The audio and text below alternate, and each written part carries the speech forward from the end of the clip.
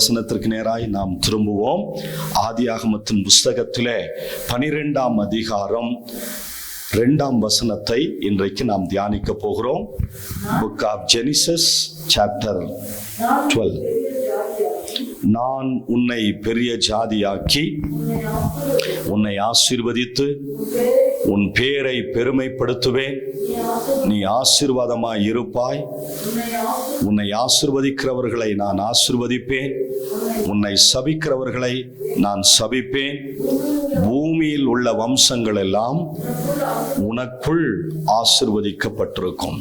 சரி, இந்த பிரசங்கத்தை நாம் வழக்கம் போல கேட்கிற ஒன்றுதான். இதை பலமுறை நானே பிரசங்கம் பண்ணியிருக்கிறேன். பல தேவ ஊழியர்கள் வழியாகவும் யூடியூப் வழியாகவும் இந்த செய்தியை நாம் கேட்டிருக்கலாம். இங்கே ஆபிரகாம் தன்னுடைய தகப்பனாகிய தேராகோடு கல்தேயருடைய தேசத்திலிருந்து புறப்பட்டு தங்களுடைய தொழில், தங்களுடைய வியாபாரம், தங்களுடைய குடும்பம் பிழைத்துக் கொள்வதற்காக அவர்கள் விக்கிரக சிலைகளை உண்டாக்கி ஆரான் என்கிற ஒரு சிறந்த பட்டணம், அன்றைக்கு ஒரு வளர்ந்த பட்டணம், நல்ல வசதி வாய்ப்புகள் பெருகிய ஜன தொகை, வாகன வசதி, போக்குவரத்துக்கள், இன்னும் சொல்ல போனால் ஏராளமான ஜனங்கள், நல்ல வீடுகள், வசதியான ஒரு நகரம். அந்த நகரத்திலே இவர்களுடைய தொழில் முன்னேற்றத்தை இன்னும் கொஞ்சம் மிகைப்படுத்தும்படியாக ஆரானிலே அவனுடைய தகப்பனார் தொழில் செய்து அந்த இடத்திலே அவர்கள் நல்ல வசதிகள் இருக்கிறது, வியாபார பெருக்கம் அதிகமாக இருக்கிறது. ஆகவே நாம் இங்கேயே தங்கி இங்கேயே ஒரு கூடாரத்தை போட்டுடலான்னு சொல்லி தேராகனுடைய யோசனை, அவனுடைய விருப்பம்.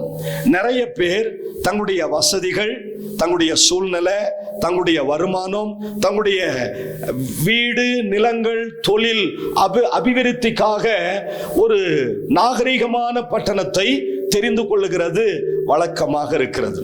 சென்னையில எல்லா ஜனங்களும் சென்னைக்கு போனா பிழைச்சுக்கலாம், எந்த தொழிலை வேணாலும் பிழைச்சுக்கலாம், டெய்லி வருமானம் இருக்கும்னு சொல்லி தங்களுடைய சொந்த ஊர்களை விட்டு சென்னையில ஒரு வேலை வாங்குறதும் ஒரு வீட்டை கட்டுறதும் அது ஒரு பெரிய பெருமைக்குரிய விஷயமாக அவர்கள் எண்ணி அந்த இடத்துல வீட்டை கட்டினார்கள். இன்றைக்கு கிறிஸ்தவர்களும் சரி, கிறிஸ்தவர்கள் அல்லாதவர்கள் அதிகமாக வாஸ்து முறைப்படி வீட்டை கட்டி, கிழக்கு பார்த்த மாதிரி வாஸ்து முறையின்படி கட்டப்பட்ட எல்லா வீட்டுக்குள்ளாகவும் முதல் தளத்திற்குள்ளே தண்ணீர் வந்து விட்டது. நிறைய பேர் சென்னை பட்டணம் சிறந்த பட்டணம், அது நாகரீகமானது, தமிழ்நாட்டினுடைய தலைநகரம், எல்லா வசதி வாய்ப்புகளும் இருக்கிறது, அங்கே போன எந்த காரியத்தையும் சாதிச்சிடலான்னு போனவங்களாம் இப்ப இந்த வெள்ளப்பெருக்கு ஏற்படுகிறதான நாட்களிலே அவர்கள் ஏண்டா சென்னைக்கு வந்தோம், ஏண்டா இங்க குடியிருக்கிறோம், நம்ம சொந்த ஊருக்கு போயிடலான்னு சொல்லி தங்களுடைய பொன்னையும் பொருட்களையும் கட்டின வீட்டையும் வாங்கின வாகனங்களையும் அரைக்குறை விலைக்கு விற்றுவிட்டு அவங்க சொந்த ஊருக்கு வெறும் கையை உடையவர்களாக வந்த செய்திகள் எல்லாம் நாம் பார்த்திருக்கிறோம். இதே போலதான் தேராகு அவன் ஆரானிலே தங்குவதற்காக அழைக்கப்படவில்லை, அவர் கானான் தேசத்திற்கு அழைக்கப்பட்ட ஒரு குடும்பம். நீங்களும் நானும் இந்த உலக யாத்திரை நம்மை எங்கு கொண்டு போய் சேர்க்கிறது? சிருஷ்டிப்பிலே தொடங்கி, ஆதியாகமத்தின் புஸ்தகம் சிருஷ்டிப்பிலே தொடங்கி சவப்பெட்டியிலே போய் முடியும்னு சொல்லுவாங்க. ஒவ்வொரு மனிதனுடைய முடிவும் அப்படித்தான். பலத்தின் மிகுதிலே 80 வருஷம் வாழ்ந்தாலும் அதனுடைய மேன்மையானது வருத்தமும் சஞ்சலமும் நிறைந்தது என்று சொல்லப்பட்டிருக்கிறது. நம்முடைய முடிவு எப்படி இருக்கிறது? பிலேயாம் சொல்லுகிறான், நீதிமான் மரிப்பதை போல மரிப்பேனாக. ஒவ்வொருத்தருக்கும் ஆசை, நான் நோய்வாய்ப்பட்டு சாகவே கூடாது, திடீர்னு வருகை வந்துடணும், இல்லைன்னா திடீர்னு வந்துடணும், நான் ஹாஸ்பிட்டலுக்கே போகக்கூடாது, யாருக்கும் இடையூறு கொடுக்க கூடாது. நம்முடைய லக்கு, நம்முடைய பிரயாணம், நம்முடைய எதிர்காலம், நமக்கு ஒரு நிலையான நகரம் எங்கே என்று சொன்னால், இந்த பூமி என் சொந்தம் அல்ல, பரதேசியாய் நான் நடப்பேன். இங்கே ஆரானிலே தொழில் நிமித்தம், அவர்களுடைய வியாபார பெருக்கத்தின் நிமித்தம், வசதி வாய்ப்புகள் நிமித்தம் தேராகு ஆரானிலே தங்கிவிடுகிறார். எங்கே தங்கிவிடுகிறார்? வாசிங்க 11ஆம் அதிகாரம் 31ஆம் வசனம். தேராகு தன் குமாரனாகி ஆபிரகாமையும் ஆரானுடைய குமாரனும் தன் பேரனுமாயிருந்த லோத்துவையும் தன் குமாரன் ஆபிரகாமுடைய மனைவியாகிய தன் மருமகள் சாராயையும் அழைத்து கொண்டு அவர்கள் உடனே ஊர் என்கிற கல்தேயருடைய பட்டணத்தை விட்டு கானான் தேசத்திற்கு போக புறப்பட்டான். அவர்கள் ஆரான் மட்டும் வந்தபோது கானான் தேசத்திற்கு போக புறப்பட்டான். நிறைய பேருடைய ஆவிக்குரிய வாழ்க்கை ஆவியிலே தொடங்கி மாம்சத்திலே முடிக்கிறத பார்க்கிறோம். நாம் எல்லாம் புறஜாதியாரா இருக்கிறபடினால் மாம்சத்தின்படி வாழ்ந்தவர்கள். சென்ற காலங்களிலே நம்முடைய வழிகளிலே ஆண்டவர் நம்மை நடக்க விட்டிருந்தும் நன்மைகளை செய்து வந்து வானத்திலிருந்து மலைகளை கொடுத்து செழிப்பான காலங்களை தந்து நம்முடைய இருதயத்தை ஆகாரத்தினாலும் சந்தோஷத்தினாலும் நிரப்பினார் என்று அப்போஸ்தலர் 14, 16, 17 வசனங்களை நாம வாசிக்கிறோம். புறஜாதியாராகிய நீங்களும் நானும் மாம்சத்திலே தொடங்கி ஆவியிலே முடிக்கிறதற்கு இன்றைக்கு கர்த்தருடைய ஆவியானவர் நமக்கு உதவி செய்வார். அல்லேலூயா. பின்மாற்றம் நம்முடைய வாழ்க்கைக்கு வேண்டவே வேண்டாம். அவன் அழைக்கப்பட்டது கானான் தேசத்திற்கு போகிறதற்காகத்தான். கானான் தேசம் எப்படிப்பட்ட தேசம்? தேவனுடைய தேசம். The God's own country என்று கேரளாவை சொல்லுவார்கள். பாலும் தேனும் ஓடுகிற தேசம், தேவனாகிய கர்த்தரால் இஸ்ரவேல் ஜனங்களுக்கு வடிவமைக்கப்பட்டு கொடுக்கப்பட்ட அந்த பாலும் தேனும் ஓடுகிற தேசத்திற்கு தான் இவர்கள் அழைக்கப்பட்டார்கள். வியாபாரம், நாகரீகம், வசதியான வாழ்க்கை, பணப்பெருக்கம் இவைகளை கருத்தில் கொண்டு ஆரானிலே தங்கிவிடுகிறான். அவன் இருந்த கல்தேயருடைய பட்டணமோ அது ஒரு நகரம் தான். கானான் தேசத்திற்கு போக இவன் புறப்பட்ட போது நாகரீக மோகம், வியாபாரத்தினுடைய பெருக்கம், ஆரானிலே அவர்கள் தங்க வேண்டியது வந்துவிட்டது. 32ஆம் வசனம் சொல்கிறது, தேராகனுடைய ஆயுசு நாட்கள் 205 வருஷம். தேராகு ஆரானிலே மரித்தான். இதான் முடிவு. அழைக்கப்பட்டவர்கள் அநேகர், தெரிந்து கொள்ளப்பட்டவர்கள் சிலர். பரலோகத்திற்கு செல்லக்கூடிய வாசல் இடுக்கமான வாசல், கேட்டுக்கு போகிறதான வாசல் இடுக்கமும் வழி நெருக்கமும் இருக்கிறதான ஒரு வாசல். நீங்களும் நானும் இந்த உலகத்திலே பரதேசியாக இருக்கலாம், யாத்ரீகர்களாக இருக்கலாம், ஒன்றும் சவதரித்து வைக்காமல் இருக்கலாம், ஒன்றும் நம்முடைய பேங்க் பேலன்ஸ்ல இல்லாமல் இருக்கலாம். ஆனால் நீங்களும் நானும் நித்திய ஜீவனுக்கு தகுதியுடையவர்களாக மாறிவிட்டால் போதும். அதைவிட பெரிய சொத்து இந்த உலகத்தில் எதுவுமே கிடையாது. தகப்பனாருடைய தொழிலை அபிவிருத்தி செய்வதற்கோ இவன் ஆபிரகாம் அந்த ஆரானிலே 5 வருஷம் தங்கிடுறான். 5வது வருஷத்துல ஆண்டவர் என்ன சொல்றார் தெரியுங்களா? கர்த்தர் ஆபிரகாமை நோக்கி, உன் தேசத்தையும் உன் இனத்தையும் உன் தகப்பனுடைய வீட்டையும் விட்டு புறப்பட்டு நான் உனக்கு காண்பிக்கும் தேசத்திற்கு போ.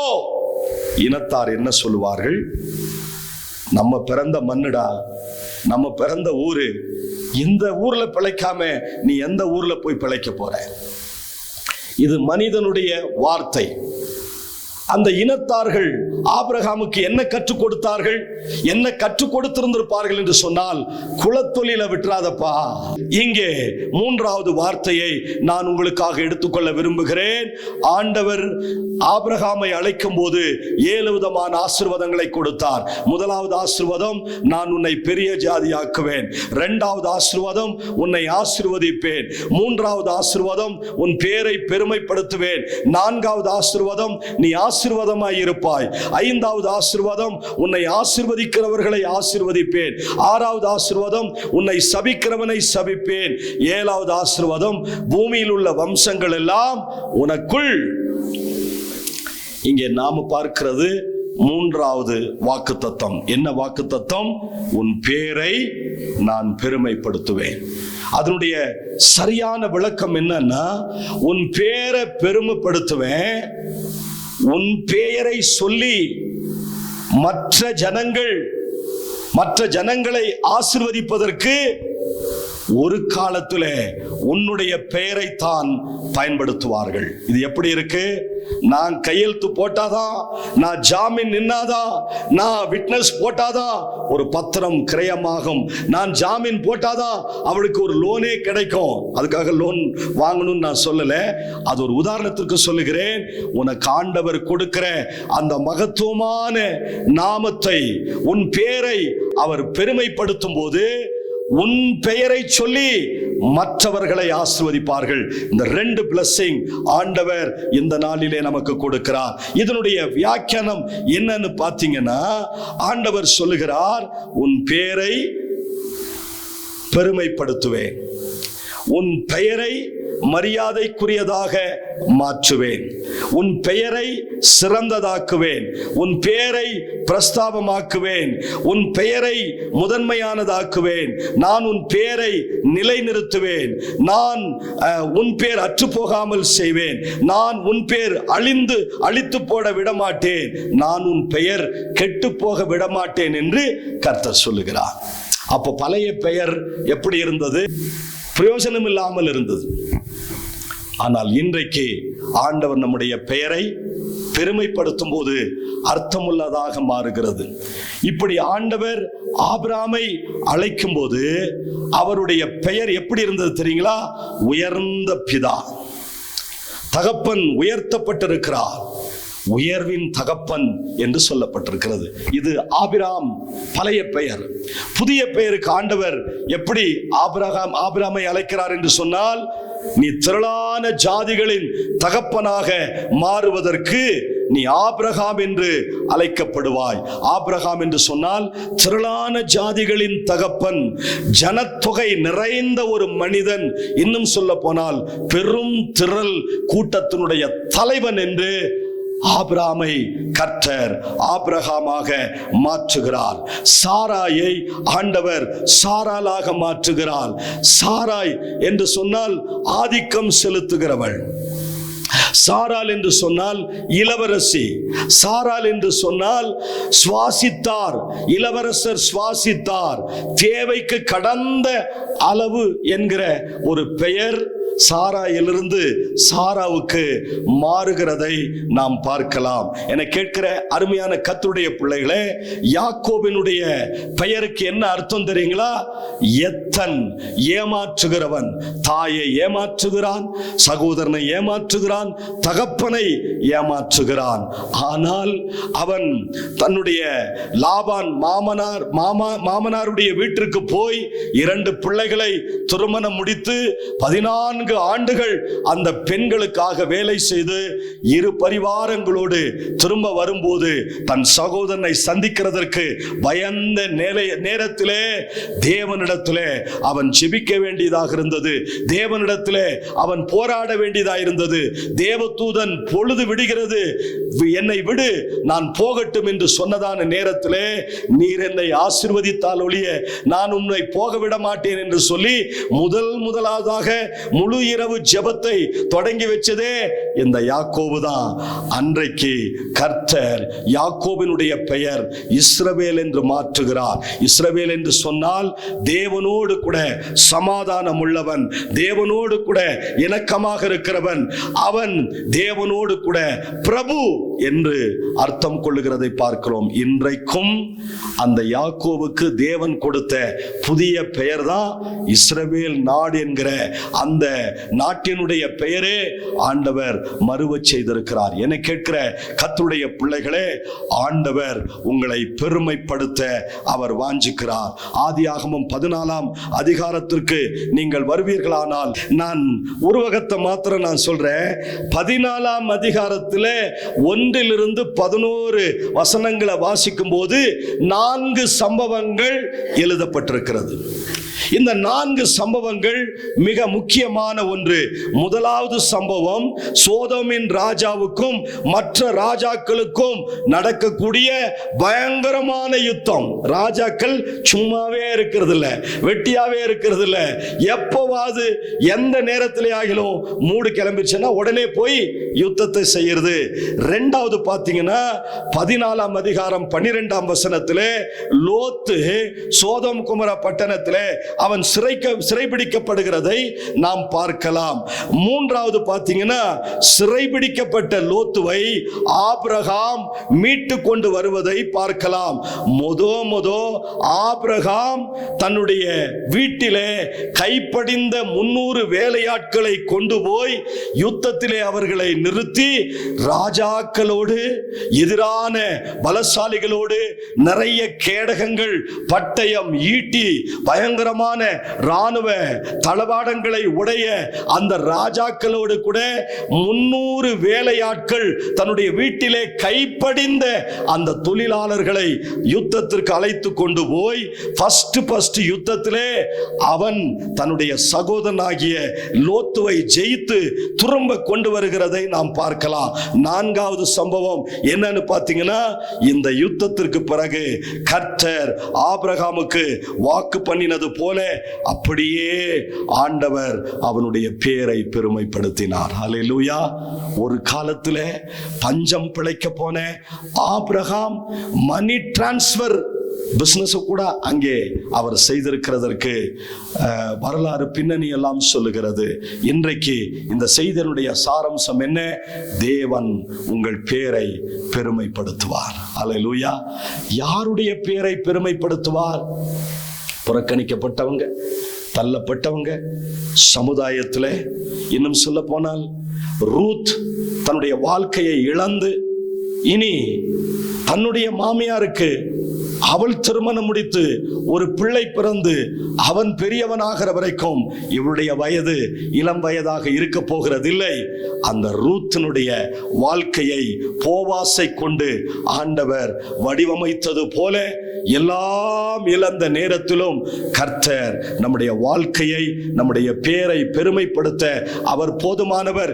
எங்கே நம்முடைய பெயர் வீணில் வழங்கப்பட்டதோ, எங்கே நாம் நிபச்சொல் சொல்லப்பட்டோமோ, எங்கே நம்மை விரல் நீட்டி குற்றப்படுத்தினார்களோ, எங்கே நம்மீது காய்மாலகாரமாய் பொய்யாய் சொல்வார்களானால் நீங்கள் பாக்கியவான்களாய் இருப்பீர்கள் என்று நம்மேல பொய்யை சொல்லி பொய் வழக்குகளை போட்டு நம்மை காட்டி கொடுத்து நம்மை ஏமாற்றி நம்முடைய மகிமையை அவமானப்படுத்தின இந்த சமுதாயத்திற்கு மத்தியில தாவீது சொல்லுகிறார், மனுபுத்திரரே 5ஆம் சங்கீதத்தில், எதுவரைக்கும் என் மகிமையை அவமானப்படுத்தி வீணானதை விரும்புவீர்கள்? பக்தி உள்ளவனை கர்த்தர் தமக்காக தெரிந்து கொண்டார். ஹல்லேலூயா. போரடிக்கிற மாட்டை ஆண்டவர் வாய் கட்டவே மாட்டார்.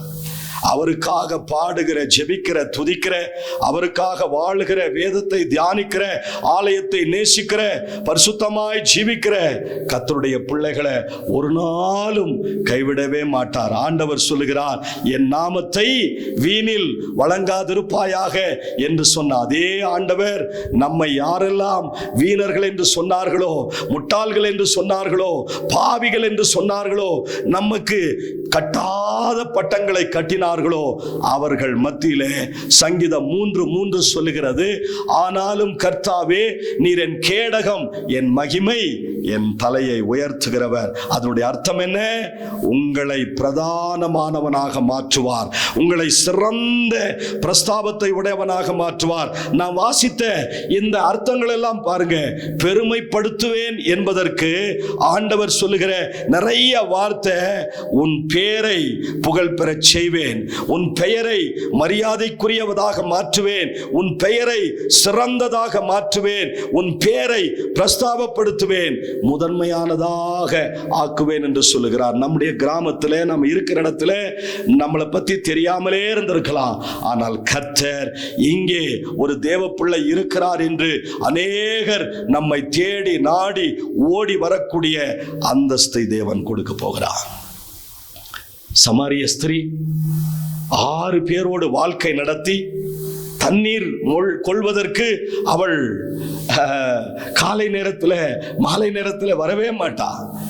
யாருமில்லாத நேரம் பார்த்து தண்ணீர் மொள்வதற்காக அவர் வருவார். அங்கே மேசியா இயேசு கிறிஸ்து தாகத்தோடு, ஒரு ஆவிக்குரிய தாகத்தை இவளிடத்திலே தீர்க்க வேண்டும் என்று சொல்லி தாகத்திற்கு தண்ணீர் தா என்று கேட்கிறார். அந்த ஸ்திரியை பற்றி ஆண்டவருக்கு மிக நன்றாய் தெரியும். அவளுக்குள்ளே இருந்தது ஆராதனை வேட்கை. அவள் சொல்லுகிறார், எங்கள் முற்பிதாக்கள் கெர்சிம் மலையிலே கர்த்தரை தொழுது கொண்டிருக்கிறார்கள், நீங்களோ எருசலேமிலே தொழுது கொள்ள வேண்டும் என்று சொல்லுகிறீர்களே, இதுல எது சரி? அந்த ஆராதனை விஷயத்திலே இந்த சமாரியருக்கும் யூதர்களுக்கும் 7 நூற்றாண்டுகளாக பயங்கர சண்டை, பயங்கர யுத்தம். எந்த ஆராதனை சரி? அவர்கள் கெர்சிம் மலையில ஆராதிப்பது சரியா, இவர்கள் எருசலேமிலே ஆராதிப்பது சரியா? யூதர்கள் எருசலேமில தான் ஆராதிக்கணும், வேற எங்க ஆராதனை பண்ணாலும் அது செல்லாது, நீங்கெல்லாம் கொலை செய்யப்பட வேண்டும், நீங்கெல்லாம் புறக்கணிக்கப்பட வேண்டும் என்று சொல்லி அவர்களை ஒரு பொருட்டாகவே எடுத்துக்கொள்ளல. அந்த சமாரிய ஸ்திரிக்குள்ளே தேவனை பற்றின தாகம், ஆண்டவரை பற்றினதான வாஞ்சை, ஆராதனை பற்றிய ஒரு வேட்கை, ஆராதனை பற்றினதான ஒரு சிறந்த தெளிவு அவளுக்கு இருந்தபடினாலே ஆண்டவரிடத்திலே இந்த கேள்வி கேட்கும் போது இயேசு கிறிஸ்து பதில் சொல்லுகிறார், ஸ்திரியே நான் சொல்லுகிறதை நம்பு, தேவனை எங்கும் தொழுது கொள்ளும் காலம் வரும், அது இப்பொழுதே வந்திருக்கிறது. தேவனை தொழுது கொள்ளுகிறவர்கள் ஆவியோடும் உண்மையோடும் தொழுது கொள்ள வேண்டும். அல்லேலூயா. நான் ஆராதனைக்கு வகுப்புகளை எடுக்கும் போது இப்படி சொல்லுவேன், ஆராதனைக்கும் துதிக்கும் ஸ்தோத்திரத்திற்கும் வித்தியாசம் இருக்கிறது. ஜெபத்திற்கும் துதிக்கும் ஆராதனைக்கும் வித்தியாசம் இருக்கிறது. கர்த்தாவே என் ஆத்துமாவை காத்துக்கொள்ளும் அப்படின்னு சொல்றது ஜெபம். கர்த்தாவே என் ஆத்துமாவை காத்துக்கொள்ளும் அப்படின்னு சொல்றது ஜெபம். நீர் என் ஆத்துமாவை காத்து கொண்டதற்காக உமக்கு ஸ்தோத்திரம் அப்படின்னு சொல்றது துதி. நீர் என் ஆத்துமாவை காத்து கொண்டதற்காக உமக்கு ஸ்தோத்திரம் அப்படின்னு சொல்றது துதி. நீர் எனக்காக இருக்கிறீர், எனக்காக வருகிறீர், எனக்காக யாவையும் செய்து முடிப்பீர் அப்படின்னு சொல்றது ஆராதனை. அல்லேலூயா. இன்னும் கொஞ்சம் விளக்கமா சொல்லணும்னா, சங்கீதங்களினாலும் கீர்த்தனைகளினாலும் ஞான பாட்டுகளினாலும் ஒருவருக்கொருவர் புத்தி சொல்லி கொண்டு உங்கள் இருதயத்திலே கர்த்தரை பாடி என்று சொல்லப்பட்டிருக்கிறது. சங்கீதங்கள் என்று சொன்னால் இசைக்கேத்த மாதிரி பாடுறதுதான் சங்கீதம். சங்கீதங்களினாலும் கீர்த்தனைகளினாலும், கீர்த்தனைகள் நாம நேற்றைக்கு செய்தியை கேட்டோம் இல்லையா? தாவீது கர்த்தருடைய ஆலயத்தை கட்டணும்னு நினைக்கும் போது, நீ ஆலயத்தை கட்ட வேண்டாம், உன்னுடைய வேலை என்னவோ அதை செய். தாவீது நன்றாக துதிக்கிறவன், நன்றாக பாடுகிறவன், நன்றாக சங்கீதங்களை பாடல்கள் வழியாக தேவனுக்கு மெட்டுகளை அமைக்கிறவன், நல்ல நல்ல புதிய பாடல்களை பாடுகிறவன். இந்த ஊழியம் செஞ்சனா போதும், உன்னுடைய விருப்பம் நல்லது, உன் மகனுடைய கையிலே நான் கர்த்தருடைய ஆலயத்தை கொள்வேன். நீ துதிக்கிற முறைமைகளை ஏற்படுத்து, லேவியரை ஒழுங்குபடுத்து, ஆராதனையிலே ஆலயத்திலே இப்படித்தான் பாடகர் குழு இருக்க வேண்டும் என்கிற அந்த வரைமுறைகளை கொண்டு வா என்று சொன்னார். தாவீதனுடைய நாட்களிலே 4000 பாடகர்கள், துதி செய்கிறவர்கள், ஆராதனை செய்கிறவர்கள், இசைக்கருவிகளை வாசிக்கிறவர்கள். எசேக்கியாவினுடைய காலத்தில் கூட இந்த சிஸ்டம் இருந்தது. சாலமோனுடைய நாட்களிலே கூட தாவீது தான் அதற்கு முன்னோடியாக இருந்திருக்கிறார். யோசபாத் ராஜாவினுடைய நாட்களிலே 3 தேசத்து குடிகள் யோசபாத் ராஜாவினிடத்திலே யுத்தத்திற்கு வருகிற போது ஆண்டவர் சொன்னார், துதிக்கிறவர்களை ராணுவ சேனைக்கு முன்பாக நிறுத்து என்று ஆண்டவர் சொன்னபோது எல்லாருக்கும் பைத்தியமாய் தோன்றினது. ராணுவ வீரர்களை ஆயுதங்களை தாங்கி முன்னிறுத்துகிறத விட்டுட்டு துதிக்கிறவங்களை, பாடுறவங்களை, ஆராதிக்கிறவங்களை முன்னாடி நிறுத்துறாங்களேன்னு சொல்லி அவர்கள் எல்லாம் பரியாசம் பண்ணி இருப்பார்கள். ஆனால் இந்த 4000 பாடகர் குழு யோசபாத் ராஜாவினுடைய ராணுவ சேனைக்கு முன்பாக துதி செய்ய தொடங்கினதும் எதிரிகள் ஒருவருக்கொருவர் தங்களுக்குள்ளே வெட்டுண்டு மடிந்தார்கள். அந்த அதிகாரத்தை நீங்க வாசிச்சு பாருங்க. அவர்களில் ஒருவனும் தப்பி போகவில்லை. அல்லேலூயா. ஆராதனைக்கு அவ்வளவு பவர் இருக்குங்க. புறக்கணிக்கப்பட்ட பெண்மணி, அவருடைய உடல் தோற்றம், அவருடைய வாழ்க்கையினுடைய மலிந்து போன ஜீவியத்தை ஆண்டவர் பார்க்கல. அவளுக்குள்ளே இருக்கிற ஒரு சின்ன வேட்கை, ஒரே ஒரு தாகம், ஆண்டவரை பற்றின ஆராதனை வெளிப்பாடு அவளுக்குள்ளே இருந்தபடினால் ஆண்டவர் அவளுக்கு ஜீவ தண்ணீரை கொடுத்தார். இன்றைக்கும் அவள் மூலமாக உலக இரட்சகர் என்று எல்லாரும் அறிந்து கொள்ள கர்த்தர் கிருபை பாராட்டினார். அந்த பாவியான ஒரு பெண்மணி சமரியா தேசத்தை முழுவதையும் ரட்சிப்புக்குள்ளே நடத்தினார். சங்கீதங்கள் என்பது இசைக்கேத்த மாதிரி பாடுறது, கீர்த்தனைகள் என்பது துதிகளோடு கூட தேவனுக்கு நன்றி சொல்வது, ஞான பாடல்கள், உன்னத பாடல்கள், ஆவிக்குரிய பாடல்கள் என்பது பரிசுத்த ஆவியானவர் நேரடியா பாட்டை கொடுத்து, நேரடியா வார்த்தையை கொடுத்து, நேரடியா அதற்குண்டான எல்லா சரத்துக்களையும் கொடுத்து, பல்லவி, சரணம், ராகம் எல்லாத்தையும் கொடுக்கிறது தான் இன்ஸ்டன்டா நடக்கும். இப்பவே பாட்டை கொடுப்பார், இப்பவே ராகத்தை கொடுப்பார், இப்பவே வரிகளை கொடுப்பார், அங்கேயே அரங்கேற்றம் செய்து விட முடியும். இப்படி ஒரு பாடலை பாண்டிச்சேரியில எனக்கு ஆண்டவர் கொடுத்தார். அதே ஸ்பாட்ல பாட்டை எழுதின, ராகம் போட்டேன், அந்த மேடையிலேயே அந்த பாட்டை பாடினேன். நானும் மேசியா செல்வகுமார், லூக்கா சேகர் போன்றவர்கள் எல்லாம் அந்த ஆராதனையிலே கலந்து கொள்ளும் போது அவர்கள் மத்தியிலே இந்த பாட்டை டைரக்டா பாடுகிறதற்கு தேவன் உதவி செய்தார். அப்போதான் நான் தெரிஞ்சுக்கிட்டேன் ஆராதனையில எவ்வளவு விஷயம் இருக்கிறது. இதே போலதான் மரியாள் நலதம் என்கிறதான தைலத்தை, 300 பணத்திற்கு இணையான அந்த பரிமள தைலத்தை விற்று தரித்திரருக்கு கொடுத்திருக்கலாமே என்று சொல்லி அவளை விசனப்படுத்தினார். யூதாஸ் காரியத்து சீசர்கள் எல்லாம் மரியாளை புறக்கணித்தார்கள். இயேசு சொன்னார், அவளை விட்டு விடுங்கள், அவளை தொந்தரவு செய்யாதீர்கள், அவள் என்னிடத்திலே நற்கிரியை செய்திருக்கிறாள். இந்த சுவிசேஷம் உலகத்திலே எங்கெல்லாம் சொல்ல முடியுமோ அங்கெல்லாம் சொல்லப்பட கடவுது என்று இயேசு சொன்னார். பாருங்க, புறக்கணிக்கப்பட்ட ஒரு ரூத்துக்கு ஆண்டவர் ஒரு மறுவாழ்க்கையை கொடுத்து அவனுடைய கணவனாருடைய பேர் அற்று போகாதபடி, அவருடைய வம்சம் ஒளிந்து போகாதபடி, அவருடைய நிலம் அந்த சந்ததியில் இருக்கிற ரூத்துக்கும் கூட போவாஸ் என்கிற ஒரு மணவாளன் கையிலே வாழ்க்கை கொடுக்கப்படுகிறது. போவாஸ் சல்மோனை பெற்றான், சல்மோன் நகசோனை பெற்றான், நகசோன் ஈசாயை பெற்றான், ஈசாய் தாவீதை பெற்றான், தாவீதனுடைய வம்சத்திலே இயேசு கிறிஸ்து வந்தார். அல்லேலூயா. இந்த சத்தியங்கள் எல்லாம் விளங்கணும்னா எனக்கு ரொம்ப விருப்பம். அவ்வளவு ஆழங்கள், அவ்வளவு ரகசியங்கள் இருக்கிறது. அதே போல சமரியா ஸ்திரீயினுடைய வாழ்க்கையினுடைய பின்னணியை நீங்க கவனிச்சு பார்த்தீங்கன்னா தேவனுக்காக ஒரு அற்புதமான சாட்சியா வழங்கி இருக்கிறார். சந்தர்ப்ப சூழ்நிலைகள் நிமித்தமாக அவளுக்கு விருப்பமில்லாத ஒரு வாழ்க்கை தான் அவளுக்கு நடந்திருக்கிறது. பலவந்தத்துல தான் நடந்திருக்கிறது. உண்மையாகவே அவள் விரும்பி தெரிந்து கொண்ட ஒரே ஒரு வாழ்க்கை, ஒரே ஒரு மனுஷன்தான். மற்றபடி எல்லாம் அவளுடைய சரீரத்தினுடைய அனுமதி இல்லாம, அவளுடைய அனுமதி இல்லாம நடந்த திருமணங்கள் என்று சொல்லப்பட்டிருக்கிறது. ஒரு நாளைக்கு அதை நாம தியானிக்கலாம். மரியாள் கூட அன்றைக்கு எல்லாராலும் புறக்கணிக்கப்பட்ட ஒரு பெண்மணி. அவள் தேவ சமூகத்தை அலங்கரிக்கிற ஒரு பெண்மணி. மார்த்தாள் தன்னுடைய சகோதரி அவளை மிகவும் விசனப்படுத்துவாள்.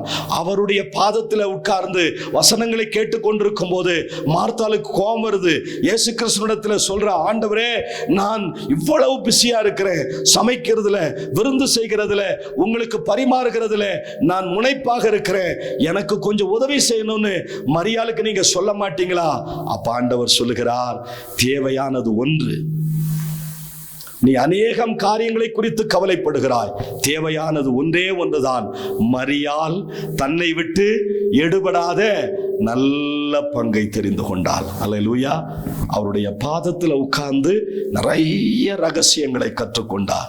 பரிமள தைலத்தை அவருடைய சரீரத்திலே வார்க்கும் போது அவரை அடக்கம் பண்ணப்படுவதற்கு ஏதுவாக அந்த பரிமள தைலத்தை அவருடைய உடல் முழுவதும் பூசினாள். அவருடைய பாதத்திலே வடியும்படியாக செய்து தன்னுடைய கண்ணீரை அவருடைய பாதத்திலே நினைத்து தலைமயிரினால் துடைத்து தன்னுடைய உதடுகளினால் ஓயாமல் முத்தம் செய்தால். இந்த சம்பவம் உலகத்திலே எங்கெல்லாம் சொல்ல முடியுமோ அங்கெல்லாம் சொல்லப்பட கடவுது. இதே போலதான் ஆனால் இதே போலதான் மரியாள். சிறுமைப்பட்ட யாவரும் கர்த்தருக்குள்ளே மேன்மை பாராட்டுவார்கள். இந்த ஆண்டிலே உங்களுடைய பெயரை உயர்த்துவார், உங்களை உயர்த்துவார். 2 பேதுரு 5 அதிகாரம் 7ஆம் வசனம் சொல்லுகிறது, ஏற்ற காலத்திலே உங்களை உயர்த்தும்படிக்கு அவருடைய பலத்த கரத்திற்குள்ளே அடங்கியிருங்கள். கண்களை மூடி செபிக்கலாம். நல்ல பிதாவே, இந்த வார்த்தைகளை கேட்ட ஒவ்வொருவரையும் கர்த்தர் ஆசீர்வதியும். இந்த வார்த்தைகளுடைய வல்லமை எங்களை தொடர்ந்து சூழ்ந்து கொள்வதாக. தேவ பலத்தினால் நிரப்பும். எங்கள் பேரை பெருமைப்படுத்துவேன் என்றும், அதே நேரத்தில் மற்றவர்கள் ஆசீர்வதிக்கப்பட வேண்டுமானால் எங்களுடைய பெயரைத்தான் ஒரு காலத்திலே அவர்கள் பயன்படுத்திக் கொள்ள முடியும் என்று சொல்லி அப்படிப்பட்ட ஒரு ஸ்தானத்தை ஆபிரகாமுக்கு கொடுத்தது போல எங்களுக்கும் நீர் கொடுக்க வல்லமை உள்ளவர்.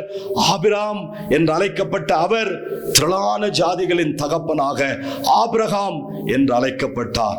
யாக்கோபு என்கிற ஏமாற்றுகிற தகப்பனை, சகோதரனை ஏமாற்றுகிற சுபாவத்தை உடையவன் தேவனோடு கூட இணக்கமாக சமாதானம் அடைகிறான்.